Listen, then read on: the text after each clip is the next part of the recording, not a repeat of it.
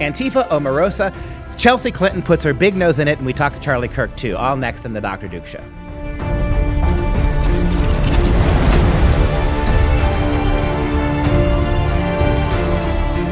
Hey everyone, I'm Dr. Duke. Thank you for joining us as always. Coming up later in the show, we're going to have our weekly segment with Charlie Kirk. We're going to be discussing Omarosa and Antifa. Little song there, Omarosa and Antifa. But right now, Katie Petrick joins me from the Healthy Republic to talk about the top stories of the day. Well, your little song actually ties into something I decided to do this week. I decided to organize our stories into a few groups for a theme I'm calling the words that define us. We have some sub-themes of stories based on the unoriginal chants that we're hearing all around the nation with these protesters at the various rallies across the country. And so we heard another very popular chant this weekend, and it was called No Border, No Wall, No USA at all. So this is going to be our first grouping. We're going to talk about the protests and the counter-protests, and I just want to set the scene. So over the weekend, it was the 1-year anniversary of Charlottesville. And we had two opposite end of the spectrum kind of rallies that were happening in D.C. and Virginia. So we have the Unite the Right, which turned out to be just a few dozen white nationalists looking sad-sacked because their poor turnout and the group is disgusting to begin with. And then on the other side, you have a few hundred Antifa members who, you know, cowardly had their faces covered and were chanting things like no border, no wall, no USA at all. And they were launching fireworks, they were heckling, hitting the police, they were doing all these things. And then that happened on the weekend. And on Monday night, CNN's Chris Cuomo looked deep into the camera and he spoke his truth. If you're a punk who comes to start trouble in a mask and hurt people, you're not about any virtuous cause. You're just somebody who's going to be held to the standard of doing something wrong. But when someone comes to call out bigots and it gets hot, even physical, are they equally wrong as the bigot they are fighting? I argue no. First of all, we have to point out that the theme of our show today is leftist chanting, right? And when you think about the radical left in this country, that the level of thinking for them never really does get beyond sloganeering, does it? You can't believe 95% of the things that the left believes if you consider it beyond a slogan, right? And so no border, no wall, no USA at all. So for those of you who are out there who actually think that the left is about social justice, that what they want is to improve the world, they want to make minorities' lives better, they tell you, just listen to the stupid chants, right? What they don't want open borders. They don't want more immigration. They don't want to reunite mothers and daughters and sons at the border. What they want is the dissolution of the United States.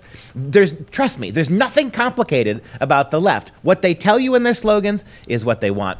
And now you've got Chris Cuomo. So you got, but whether it was in Washington, D.C. or it was in Charlottesville, you had a tiny, tiny number of, as you say, sad sack white supremacists. Oh, and mandatory disclaimer. The more you know. We here at the show, we here at the Dr. Duke Show, condemn white supremacists. We don't believe that whites are necessarily supremacists to anybody. Supremacist?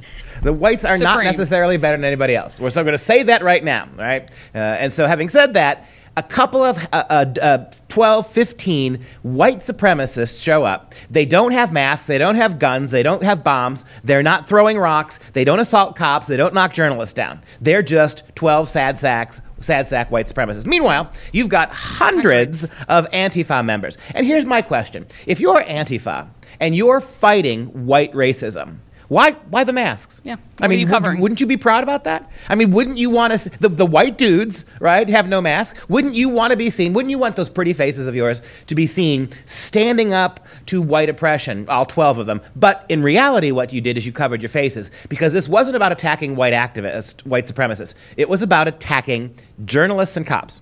This became an anti-police rally, that the police are racist. You didn't even care about the 12 white supremacists. You cared about the police. The police were the real racist force standing there as far as you were concerned, and they were the force protecting you, Antifa, from those 12 idiots.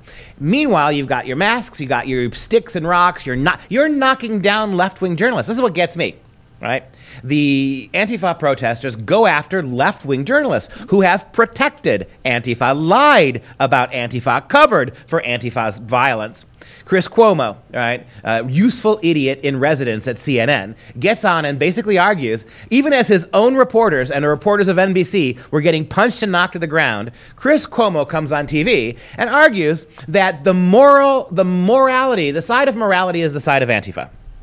That when Antifa engages in violence, it's not the same kind of violence that white supremacists engage in, even though the white supremacists engaged in no violence. But when Antifa engages in violence, they're doing it for the right reasons. Therefore, we must understand and tolerate it and recognize that in the final analysis, that violence is pursuing a greater end.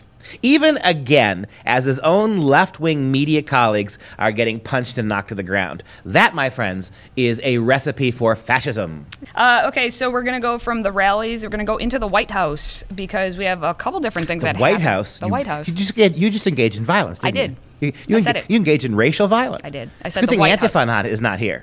Or Chris Cuomo. Or Chris Cuomo. That's right. So over the weekend, and actually before the weekend started, we have a couple different stories coming out of the White House, and they involve Celebrity Apprentice. We're going to start off with Omarosa. She has a new book out, and it's called Unhinged, an insider account of the Trump White House. So basically, we have to remember, Omarosa, for those who don't know her, her name is Omarosa Magnalt Newman. I didn't even know that. She was fired 3 times from Celebrity Apprentice, and then she got fired a 4th time by John Kelly from the White House.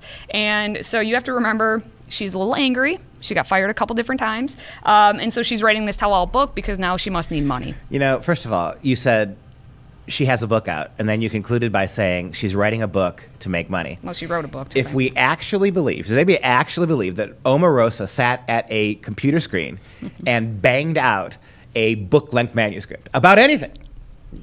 Well, I'm not buying it. She didn't do that. So she basically went to some publisher, some ghostwriter, and basically argued that I've got all the dirt to dish on Donald Trump. She didn't write that book. Now, let's just make that abundantly, totally clear, right? I'm not sure she's capable of reading a book.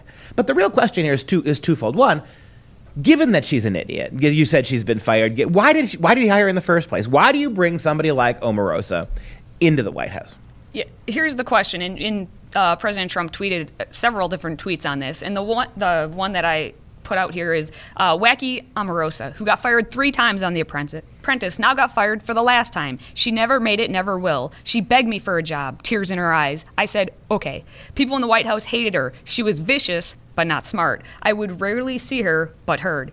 So President Trump hired and fired this woman, like you said, 4 times. Why? Why? But I'll say this, a silver lining for Donald Trump in all of this is that we keep hearing about how Trump is a racist, right? We keep hearing about Trump is a nasty, nasty racist. Everything about him is racist. And yet, he keeps hiring pathetic Omarosa, right? Well, and she's accepting these. And she's accepting these. Right. Going to work 4 for times a racist, after supposedly. she's fired. 4 times a racist fired her. 4 times he brought her back. She begged him for a job in the White House. This overriding arch racist gave it to her, right? So the fact is that if nothing else, this demonstrates that Trump has no problem with African Americans, even stupid ones, even ones that can't write books or even read them. Donald Trump is willing to employ feckless, silly African Americans. If that's not a resume enhancer, is that not the definition of affirmative action? I think it is. Right, exactly. So Trump is your best affirmative action president. The only problem is Trump fires them when they do stupid things like bring tape recorders into sensitive meetings. Yeah. Again, left. A couple weeks ago, we talked about how the left has rediscovered the word treason. That is true. I mean, you could kind of make an argument, right? We'll see what happens with that story. At the same time, we have Peter Strzok finally being fired from the FBI. He's been there 21 plus years. He's a special agent, but if you've never heard of him, it's because you haven't had to deal with all the media coverage that is this FBI investigation of Russian interference in the 2016 presidential election. So they had found Peter Strzok this list of anti-Trump tweets. He went in front of Congress. He testified. If you haven't watched that, it's kind of horrifying and creepy to watch him. But he also was sending all these tweets to Lisa Page, his mistress, who worked for the Justice Department at the time. So all of these stories that we have, it is like Celebrity Apprentice or Celebrity America. But he's finally been fired, and President Trump went on Twitter to make that lovely announcement as well, saying Agent Peter Strzok was just fired from the FBI, finally. The list of bad players in the FBI and DOJ gets longer and longer. Based on the fact that Strzok was in charge of the witch hunt, will it be dropped? It is a total hoax, no collusion, no obstruction. I just fight back. Yeah, so it is. He's got a point. Why did it take so long to fire this guy? This is a guy who used one of the highest-ranking positions in the FBI to manipulate an investigation for Mueller. He helped to enable the very sketchy, questionable behavior of his boss, Comey. He was having sex with a subordinate member of the FBI who was not his wife. They too had exchanged text messages which seemed to suggest an open conspiracy to prevent a legitimate election in the United States. Why did it take this long? It took this long because the FBI only fired Strzok because they ultimately had no choice to do so. But we shouldn't weep too much, right? The first thing that he did is set up a GoFundMe page. Yeah, so he started a new Twitter page, and one of the very first posts is a GoFundMe page, a link to a GoFundMe page, because he's being, wrought now with these legal fees and all this stuff happening. Obviously, he's going to have lost wages now that he's been fired. Like, he knew it was coming.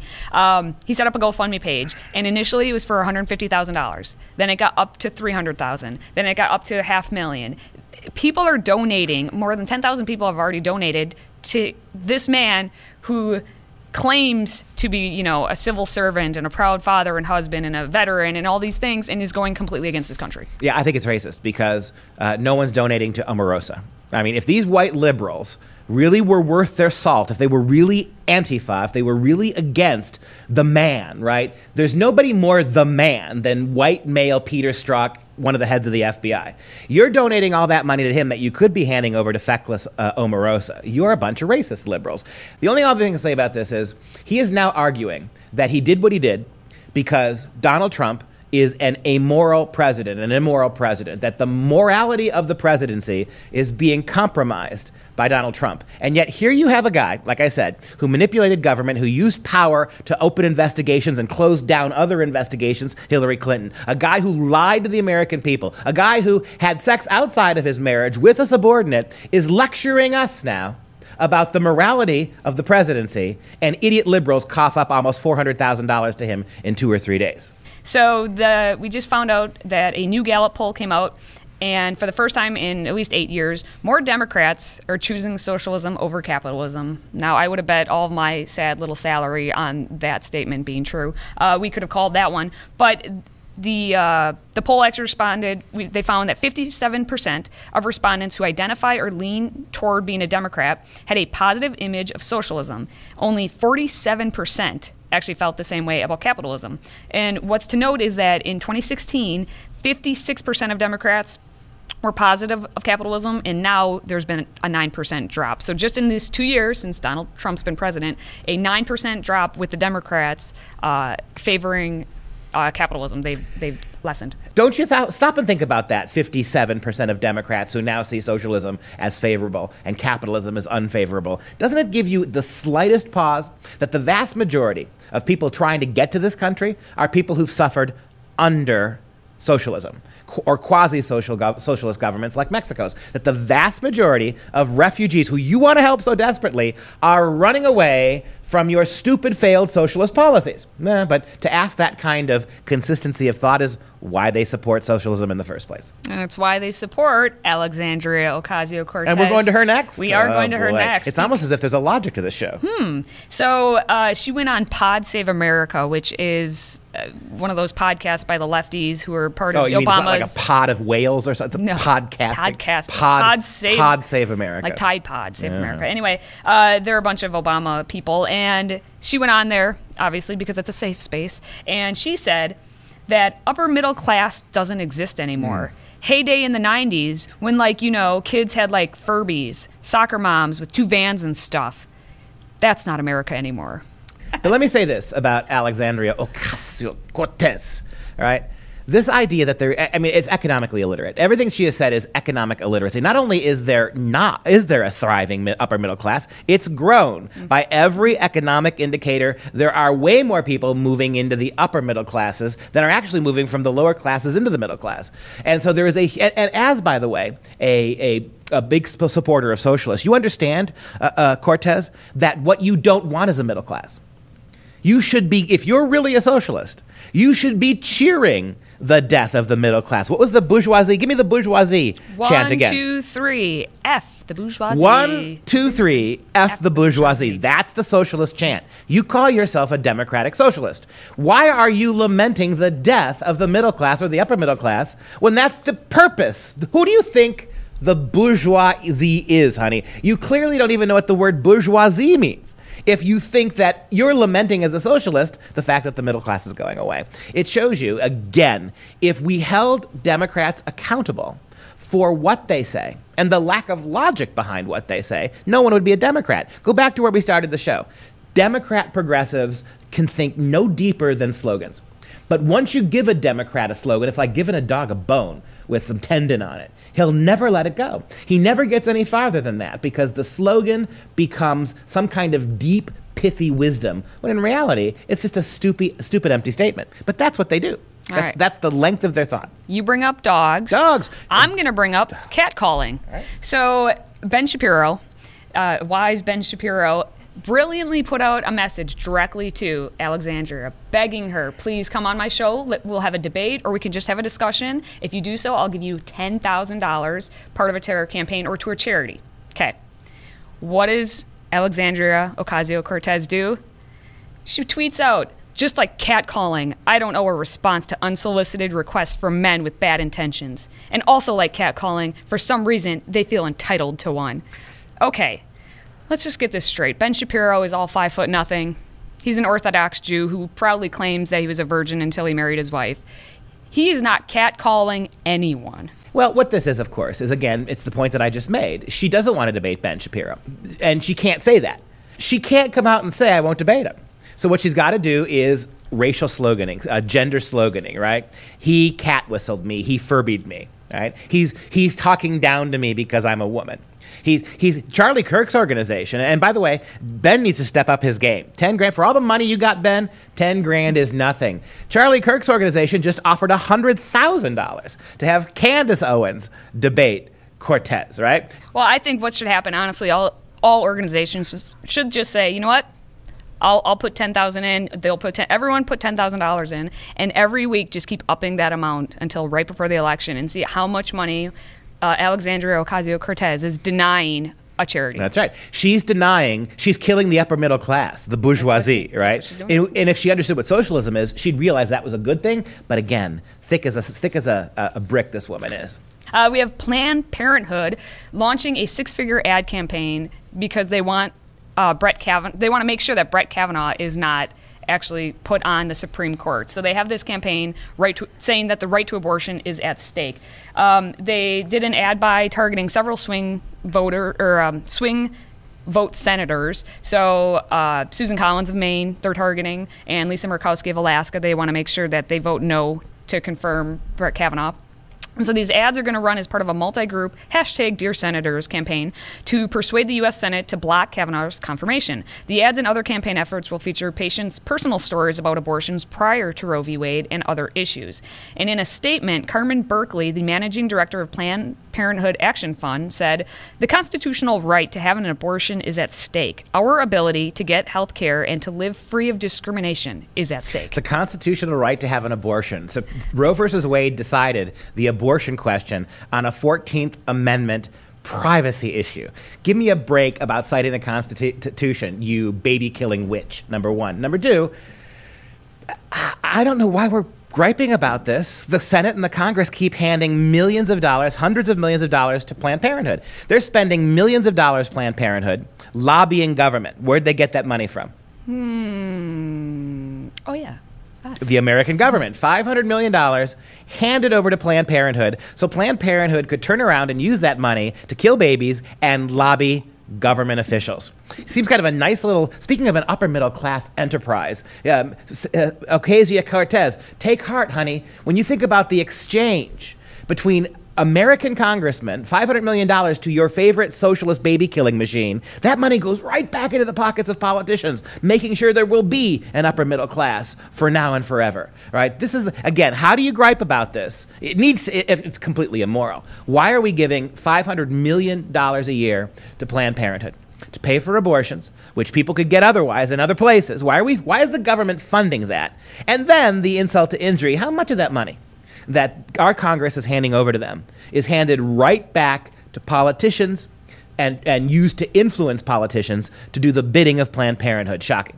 And then you have the daughter of politicians who are coming out and being the spokespeople for these causes. We have Chelsea Clinton, who is claiming that the abortion of 60 million babies has added $3.5 trillion to the economy. She spoke at the Rise Up for Roe rally, which is protesting Kavanaugh, and she said it is not a disconnected fact that American women entering the labor force from 1973 to 2009 added $3.5 trillion to our economy, right? So I think whatever it is that people say they care about, I think that you can connect to this issue. Of course, I would hope that they would care about our equal rights and dignity to make our own choices. But if that is not sufficiently persuasive, hopefully some of these other arguments that you've expressed so beautifully will be. So basically, she's making a connection between Roe versus Wade in 1963, the murder of hundreds of millions of babies since then. And the argument is that because women are allowed to have abortions, the economy has grown by $3.5 trillion, right? That's what she said. Well, all right, let's just carry this to its logical conclusion. If we were to murder every stupid liberal Democrat alive today and use their flesh to feed the hungry, you would end hunger, right? I mean, exactly Problem right. solved. Why not do it? If you can, this is a modest proposal for the new generation. I mean, it's a very erudite reference. Most people aren't going to get it. Most liberals won't get it. This is a Swiftian moment, right? It's interesting how pragmatic the Democrats have become. The way they eschew money, and that seems shockingly capitalist of Chelsea Clinton, isn't it?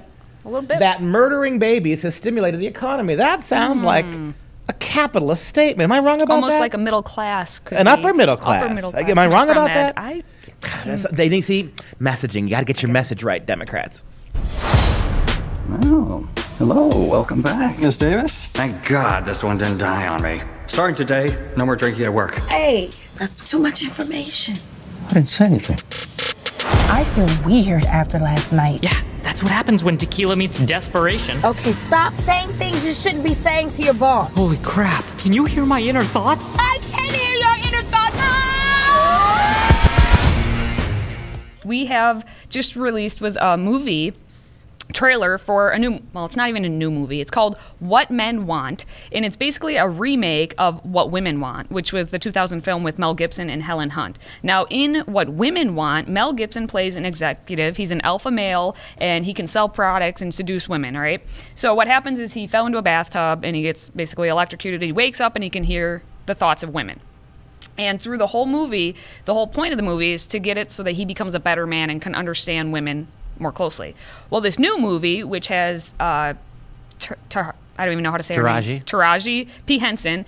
She is basically playing the Mel Gibson character, except she's a sports agent and she's being overshadowed by all of her male colleagues. And she's the one to hear the men's thoughts, and now she's going to outsmart the men. So there's a twist as to what the purpose of the original film is to what it is now. It's not about her becoming a better woman. It's about her getting what is hers. Yeah, I've said this before. Well, so to do a quick resummary of that. So what happened is that the Mel Gibson character, who can read women's thoughts, realizes that women are more complicated. They're more than just sex objects. The man learns a valuable lesson by being able to look into the minds of women. In this version, they've replaced the white man with a black woman. See, that's your social justice warriorism, right? Isn't that wonderful? You've replaced the black man, the white man, with a black woman. She can overhear the thoughts of men, and guess what?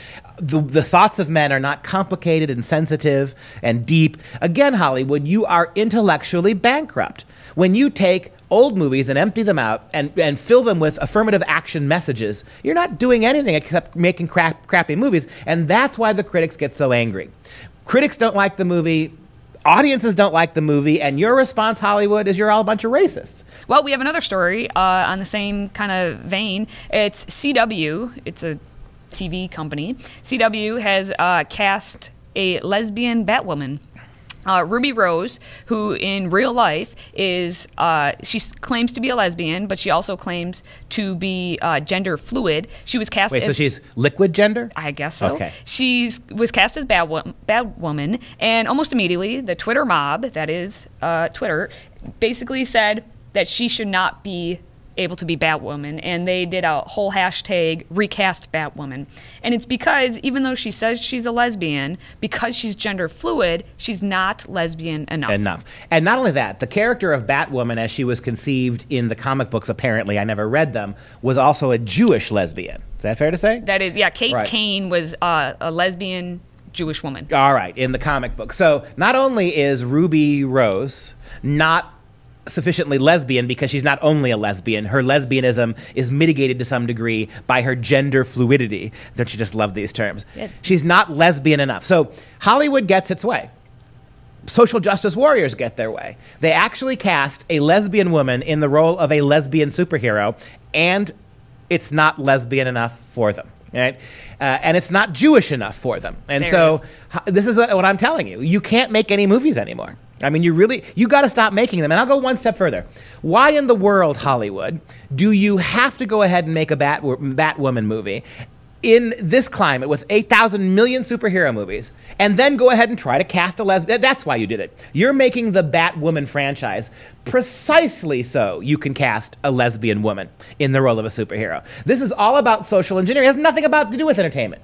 You are buying your own rhetoric. I suppose that to that degree, at least you're living up to what you claim to care about. You're making this movie for no other reason than you can cast a lesbian Jewish woman. Well, it's actually a TV show. TV show. That's the thing. It's an ongoing series. You're doing it for virtue signaling. And then when you do it, Hollywood, the social justice warriors look you in the eye and tell you the lesbian you picked isn't lesbian enough.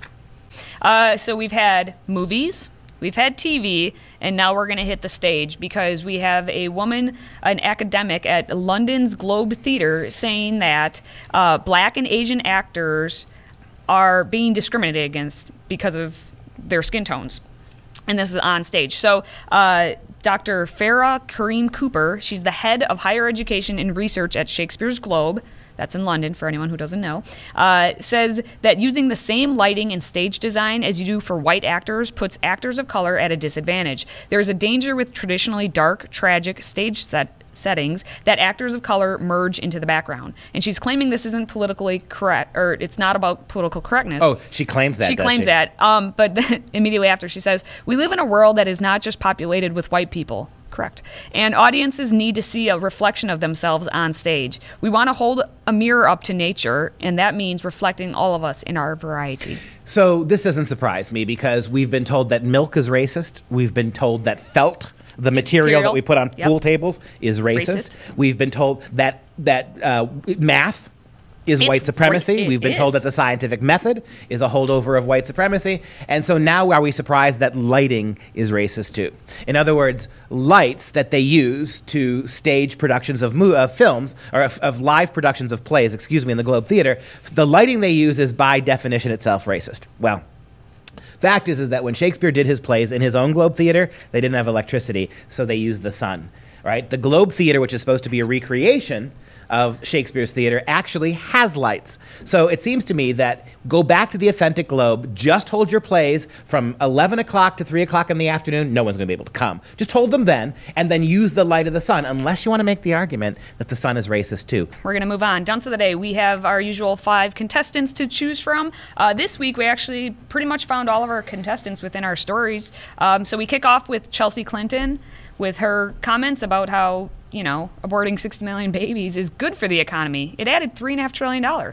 Not too much more to say about her.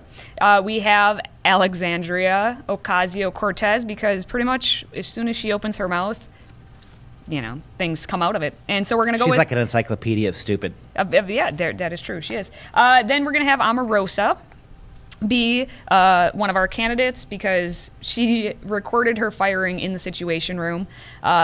It may have been they're saying one of the worst White House security breaches ever. And then we have, actually, this story we didn't talk about, Mila Kunis. She was Jackie from that 70s show, if you ever watched it. She was also on a podcast, and she admits that she lives in a bubble, and she claims that she never met someone who's pro-life. Hang on, look at that picture again. Does she not look like Nastasha from Bullwinkle? Oh my, a little bit, yeah. With the dark eyes. Moose and squirrel. All right, so last year, to set this up, last year she was on Conan O'Brien, and she announced how, in the name of reproductive rights, she played this joke on Vice President Mike Pence. And she made was making a donation to Planned Parenthood in his name, and she said, quote, every month to his office he gets a little letter that says an anonymous donation has been made in your name. I don't look at it as a prank, she said. I strongly disagree, and this is my little way of showing it. It's a peaceful protest. So that was back last year. Now she went on this podcast and discussed that situation and says that she didn't know anything about the pro-life movement or pro-lifers. In response to what she did to the vice president, she said people started giving donations to the opposing side, which I didn't even know there was one. Okay, I don't want to promote it, whatever it is. So basically after she went on Conan, more than $300,000 was donated to Susan B. Anthony's List, which is a pro-life movement. To me, this is an easy no-brainer. I'm going with Chelsea Clinton because her argument, Chelsea Clinton. We're not done. We're not done? That was only 4. We have a 5th candidate. I'm still going with Chelsea Clinton. Unless Adolf Hitler has resurrected from the grave and he's delivering a Mein Kampfian speech, Chelsea's going to win this. But go ahead. In the form of Chris Cuomo. Fine. Yes, there. well. Jeez. Okay, so who do you pick? Well, Chris Cuomo we've already discussed. He's a moron. But it has to be Chelsea Clinton. It has to be. Because she's basically arguing that the abortion of tens and tens and tens and tens of millions of babies has stimulated the economy. I would simply say to you, Chelsea, what if only those female babies, which is the majority of babies aborted, by the way, because they're the majority of the genders born. If the majority of aborted babies, the female ones, were alive and allowed to enter the workforce, how much more would that have stimulated the economy, honey? You are my idiot for the day. You like using that word today. Honey. All right. I'm home. So my dunce of the day is Chelsea Clinton as well. Standing. Chelsea Clinton as a baby. Here she is. She didn't know what she could grow up to be. She didn't know who her parents were at the time or all of the advantages that she would have throughout her lifetime, all of the opportunities.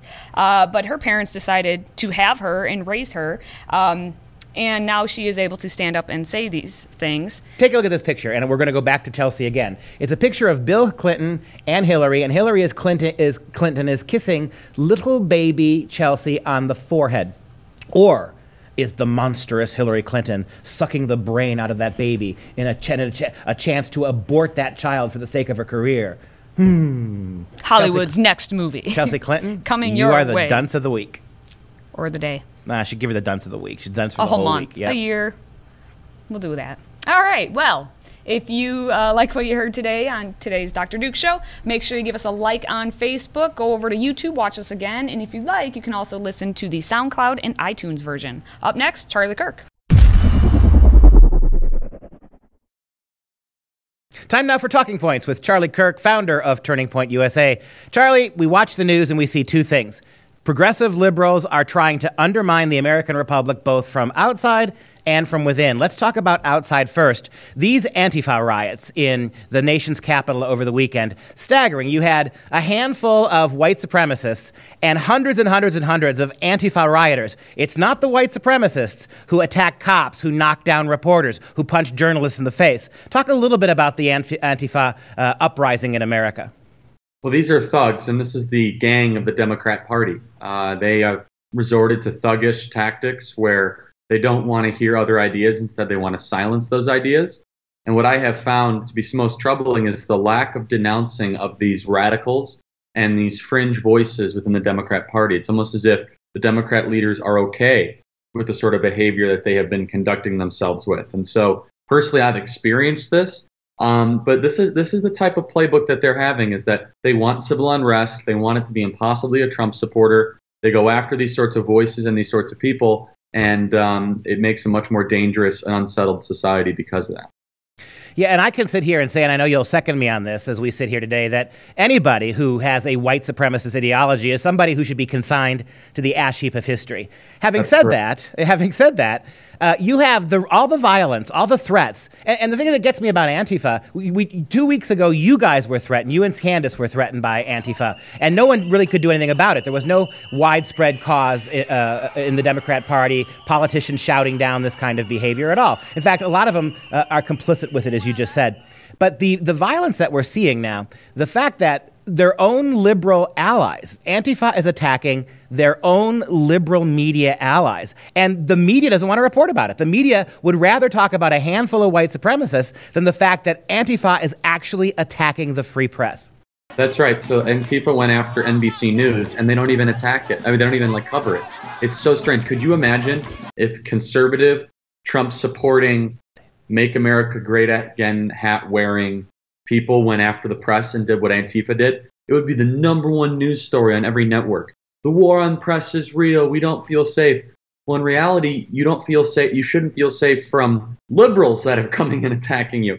Yet you stay selectively silent during this, and it kind of begs the question, why is it that the left is so accepting of Antifa radicals, yet they don't even report on when they get attacked by their own radicals? And that kind of cannibalization that is beginning to happen in the Democrat ranks is only going to get worse as this midterm season ends and the presidential primary season begins. We're going to have a very, very interesting political dynamic here. But it's stunning to me that the media says, oh, we feel unsafe at Trump rallies. We feel unsafe. And then they actually get attacked by leftists and they remain silent. Yeah, that's the point to drive home here, that the American media, particularly CNN leading the charge, accuses Donald Trump of being anti-media, any media violence that is going to happen in the violence against the media that's going to happen in the near future. That's got to be Donald Trump's fault. Here you have left-wing Antifa thugs attacking the media, and CNN has nothing to say. In fact, CNN doubled down on defending Antifa. Chris Cuomo, one of the lead anchors at CNN, said Antifa should not be equated with white supremacists, arguing that, quote, in a clash between hate and those who oppose it are on the side of right, even when they resort to petty violence. I mean, so explain to me what they were resisting when they came and stormed Candace and I out of a restaurant. And that's what would be my challenge to Chris Cuomo, of which he did not mention once, of which he did not talk about. And this is another example of Antifa going after peaceful individuals that were just enjoying a meal and trying to be, private citizens. Antifa comes in with their thugs, screams at us, put bullhorns in our ears, whistles, you name it. Explain to me how that is morally acceptable. I mean, what kind of hate were they resisting there? And that's the problem, is that the left is they're very smart this way. They redefine what is a hate group. They move the goalpost, because then I become all of a sudden acceptable to go protest and be able to go after. I can then be silent, so on and so forth. And that's wrong and that's dangerous. And you and I believe more speech is the answer. I will defend hateful people to be able to speak. Shutting them up is not the answer. Instead, allowing more speech and more people to express their opinions is always the best way to go up against bad ideas that might be given a platform. Yeah, and now let's talk about shift now. We talked about how the progressive left is piggybacking with Antifa to undermine the republic outside of Washington, D.C. Inside of Washington, at the White House itself, we have a couple of episodes about how deep staters, particularly Peter Strzok at the FBI, was recently just fired. He's got a GoFundMe page now, Charlie. Talk a little bit about how progressives are trying to undermine the country from within. Well, they are. I mean, look, the deep state is very real, and Peter Strzok is an example of that. But it makes you think, this is only the piece of evidence that we have. How many other pieces of action? How much else did he do to actually undermine the legitimacy of the FBI? There are deep state actors within the Environmental Protection Agency, within the FTC, within every single government agency that goes after people that they politically disagree with, within the IRS, so on and so forth. And Strzok is only one particular example, and this is something that the Marxists understand so well, is they have to infiltrate. And they've infiltrated these huge government bureaucracies with people that absolutely, totally hate America. And they want to destroy the rule of law. They want to take over our courts, because they know that as long as they if they can ever control the courts, we can never adjudicate the abuse. Right now, thankfully, we do have a Supreme Court majority that we're going to probably get because of Kavanaugh, and hopefully we can keep it. And as long as we do have that, we're able to then sue these government agencies and expose their out-of-bounds behavior. But if we were to look at the Ninth Circuit as any sort of indication, they don't want that sort of abuse to be called out upon or adjudicated against. And you see Strzok, you see Lois Lerner, you see these deep state actors that thankfully he was fired, but there should be a couple million more bureaucrats fired. I can't imagine the sort of abuse of power that goes on at some of these agencies that we haven't been able to unearth and will never know about. It just was Strzok was so reckless with those text messages. If it wasn't for those texts, we would never have known the sort of behavior that he was engaging in. You know, it's a kind of really venal hypocrisy that we already talked about how the progressive left defends violence as morality with Antifa. Strzok did the same thing on his Facebook page when he set up his GoFundMe account. He basically said, we need this money, we need to raise money to fight the immoral presidency of Donald Trump. Now, here's a guy who used his power at the FBI to corrupt democratic process. Here's a guy who used his power at the FBI to cover for Hillary Clinton while trumping up a false charge against President Trump and helping and abetting Comey and Mueller. Here's a guy who cheated on his wife for a number of months with a young chippy in his own department, a woman working under him, having the temerity to call Donald Trump's White House immoral. Is there no hypocrisy meter on the American left? Well, it really doesn't seem like it. I guarantee you he's going to get a job soon at CNN as a national security correspondent or expert. Just wait. I mean, in the next couple of weeks, he's going to do probably a sit-down interview with Stephanopoulos and do a tell-all thing about how he was the best spy catcher ever and that he shouldn't have been removed, and he's suing this, he's suing that. It's just such a joke, and it's impossible to remove these deep state bureaucrats. But in the private sector, you come across the sort of behavior, you're able to remove it instantaneously. In the government, you get promoted, and it's intractable. You cannot terminate or you cannot get rid of these people, effectively. And I think that's a really big distinction between private sector and public sector abuse. And Strzok is just one of many, of probably infinite abuses that we've seen throughout the government. Final question. Also on the interior, what are your thoughts about the Omarosa scandal here? This is somebody clearly who Donald Trump brought to the White House as kind of a courtesy, a favor, almost a pity date, if you'll call it that. And Omarosa sort of displaying her true colors now, and that goofy interview she tried to do where she cut it short. She's already contradicted in her interviews her own book. Yeah, look, she's a very selfish person, not a high upstanding individual. That surreptitiously and unethically recorded the chief of staff and the president and Jared and Ivanka. She's never going to be hired again. She should be totally discredited. And the president gave her the opportunity of a lifetime. Just exit with grace. Go live your life. Don't do something like this. This is the type of behavior that is so unethical. It is so wrong, and it's a cheap shot just to try to sell books and win antics over. I'm pleased the Trump campaign is suing her. I hope they get a huge judgment. I hope they get a court order against the release of these tapes because they're in violation of the non-disclosure agreement. And she better sell a lot of books. I think there's a lot of legal fees coming. Well, she maybe ought to learn how to read one before she tries to sell them. Charlie, thank you for your hot takes this week. We're glad you're here. We'll see you next week.